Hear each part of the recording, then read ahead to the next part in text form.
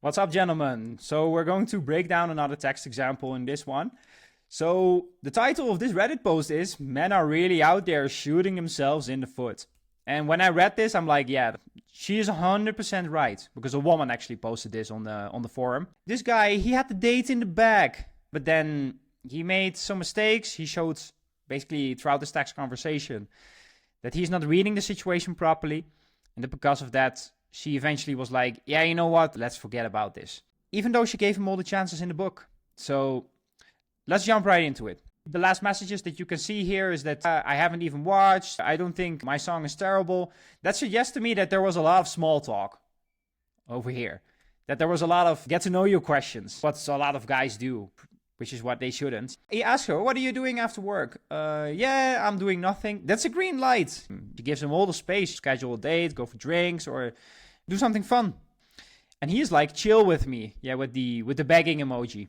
And that's very bad. Also, like, chill with me. Let's grab drinks. Be masculine about it. Not like, oh, please, do you want to go out with me? Let's grab drinks after work. Let's go to this place down the block. He says, chill with me.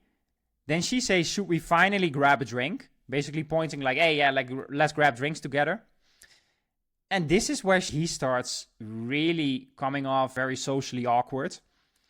By saying, I don't drink, lol. And nothing else. I've heard this many times throughout the years. Yeah, I'm not going out because I'm not drinking. My dating life is negatively impacted because I'm not drinking. You can go out at night to clubs, to bars, anywhere. Nowadays, like, they even serve what they call mocktails. I found that out. That's basically a cocktail without any alcohol in it. On most dates that I go on, I'm just drinking water. Maybe tea if they have it. No one woman is gonna say to me, oh, well, that's weird. You should be drinking alcohol with me. That's ridiculous. That's what guys, they think will happen. I don't drink. Yeah, so what? You say, that's cool. She's like, all good. She still gives him a chance. He behaves so socially awkward, and she still gives him the chance. Like, sometimes I'm reviewing these text conversations. I'm just like, these women out there, they have so much mercy on these guys. Like, it's just ridiculous. She gives him the opportunity to make something out of it. Let's do dinner. Like, what do you suggest? Just pull up and I'll order us food, lol. Basically, he wants her to come straight to his place. And I mean, you can do that. I've done that myself a few times. But you do not do that when a woman clearly shows to you, let's get to know each other first. You need to be able to feel that and to read that. But this guy, he's not able to read on that. She's absolutely not down for that. So, my bad, I went on a run, just pull up and I'll order us food. And she's like, hell no. This is a big red light that she gives to you, like, absolutely not. And then, instead of diffusing the situation, which is what he should do here, just say to her, it's okay if you're not comfortable with that, let's meet at this bar down the block. Because women like this, they just might need a little bit more comfort and attraction. That's it. He could still pull her home after an hour, 2 hours. But because he's so inflexible, she's like, screw it. He shames her for it. He blames it on her. I remember why we didn't meet. It's your fault that we didn't meet. Because you do not want to come straight to my place. That's the worst way to try to convince a woman to come straight to your place. And then he starts talking about, like, paying for a dinner. Would you pay? What does that have to do with this conversation? Doesn't make a lot of sense. Again, he brings up, I don't drink, and then you suggested dinner, which she didn't, by the way. She asked him what he suggests, but he didn't come up with a suggestion. He came up with a suggestion, come to my place, and then I'll order us food. She never suggested him to do dinner.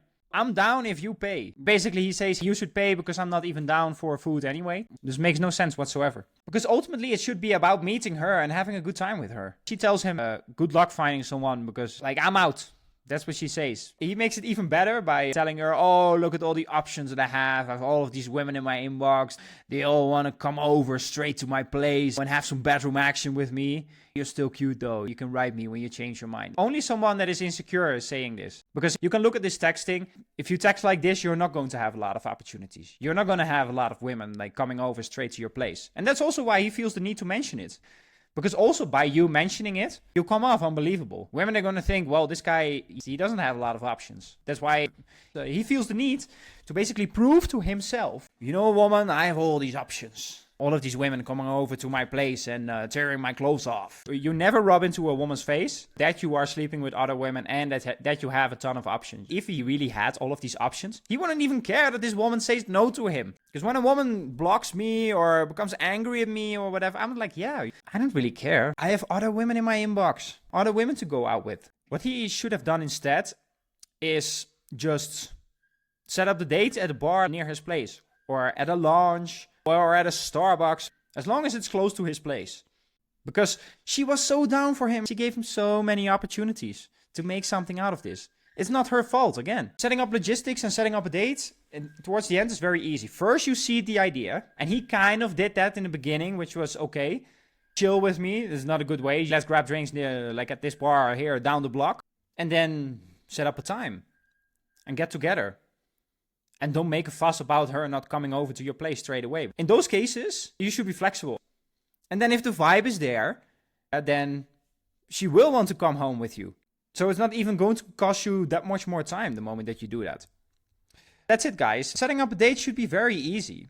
Always be able to read situations properly. The biggest thing was when she said hell no to coming over to his place. You're not going to shame her. Just at her, like, it's your fault, woman, that we didn't meet. I understand if you're not comfortable with it. We can meet in another place. He could be going on a date with her, hit it off super well, and still end up in the bedroom together with her. But because of the way that he closes on this date, he shoots himself in the foot. That's a common theme with these text conversations that I'm reviewing. If you just get the structure down, you read the situation properly, you avoid the most common mistakes, then texting is not all that difficult. You're going to get a ton of dates if you do that. So that's it, guys. Subscribe to the channel for more text breakdowns. Also to learn how to build up your online presence, get dates on a predictable basis. If you're really motivated to solve your dating life in the next few months, then feel free to book a call with me with the link in the bio. And that's it, guys. Peace.